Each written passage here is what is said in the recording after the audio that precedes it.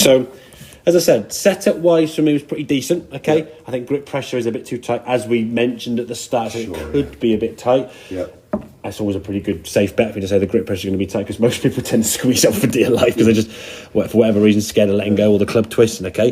The issue you had with your swing on this left-hand one now, I mean, that club's barely getting past knee high, and the knee's off the ground. Or if I said to you just chip a ball 20 yards, I don't think your knee would do that anyway. Right. And then when it keeps going now, yes, you're definitely a lot more under swing plane, as we said last time, which is great. So that practice you've done there before, from last month to now, looking really, really good. Yeah.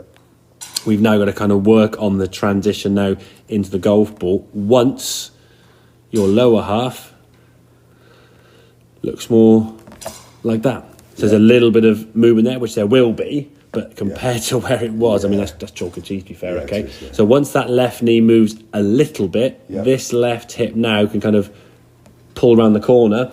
And like I said, if you're going to just hands, like a biscuit tin to someone, there you go.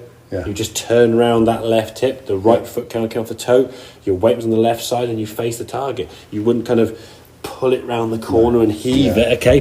Yeah. You're able to move your body, okay? And once the hands are able to sort of be in this position, as you said, shaking hands to the target, the T of that drill pointing upwards. Yeah.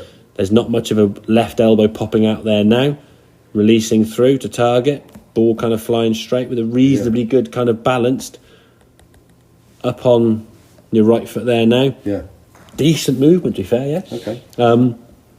And yeah, there are going to be some bad shots, obviously, but it's how bad are the bad shots? Yeah. If they're the sort of rocket sockets off the right sort of 45 degrees, and okay, yeah, fair enough, that's not a great shot. Yeah.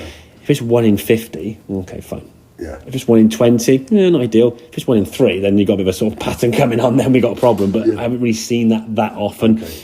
The problem is when it does happen, you then say, oh, that was a bit thin, that was a bit heavy, that was a bit fat, that was a bit this. So you're almost creating that kind of negative thought in your setup and swing for the next one. I did the last one badly because I did this, and this, and now you're overthinking, yeah? So get yourself set to the golf ball. Your routine's nice, your lowercase Y we talk about in the setup's good. All you've got to think about now in terms of the movement is that a quieter lower half movement, okay? Yeah. And then once you're there, just take your left hip and just pull it around the corner and just shake hands to the target, yeah? Okay. When you allow that to happen, shall we say, with a better word, rather than try and do it, just allow it to happen, you get some great shots, Cool. When you try to do something too much, you get in your own way. So take the tension out of it, take the thought out of it. I guess at that point then it's just increasing the speed and I mean, you're into 6 or 7 on there, you're into 135, 140 yards with a little bit more speed with the ball, maybe it's like 150, 155, which is not short, I mean, 150 with a 7 is kind of like a staple that people aim for, but very few actually get there, reality. I quite often 170, 160. Yeah, but that's when you get the big hooky one, or the different ones, You get some different shots, and that's the thing. I get a really nice straight shot of myself. In terms of distance control, we want the 7 or the 6 or the 4, whatever club it in, going the right yardage. Yeah. Okay. Now, if that means for you, I mean, I could hit my 7-iron 220, but I hit my 7-iron 170. Because I know it can go way further, but I got no control with it. Yes, I might get one that goes straight, but if it's out of control or there's a kind of big old whoosh one of them, if it goes too far, then you can't control the shorter clubs, and then you can probably barely hit a driver, because the way you're hitting the 7-iron that much further by de-lofting it means when you de-loft a driver, you ain't going to much loft to play with. So it's about finding that kind of that right sort of pattern of distance, okay? So your 7's going a yardage, so it goes the same yardage time and time again.